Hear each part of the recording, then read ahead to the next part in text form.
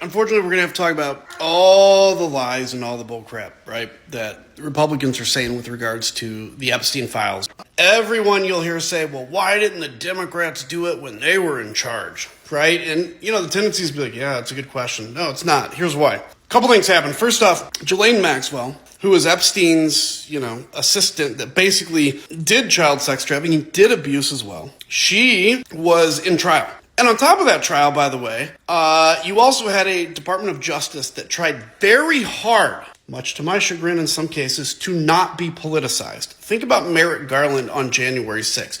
It took him way too long to even start an investigation against Trump. It only happened after the January 6th committee had their first hearing because he was desperate to not be seen as political. And actually that screwed up the whole prosecution against Donald Trump. But they didn't play politics with it. Thirdly, the assumption was whatever the DOJ had regarded Epstein, they would be acting on it as appropriate.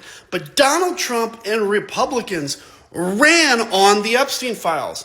They, in fact, basically labeled every Democrat an Epstein guy. Look, he's on the files. I'm sure he's on the files. If you read anywhere, go on the internet. Everybody at one point in the Democratic side has been accused of being on the files. Even Republicans that turn against Donald Trump are accused of being on the files. They used it as a cudgel and tried to hang it around the neck of everybody.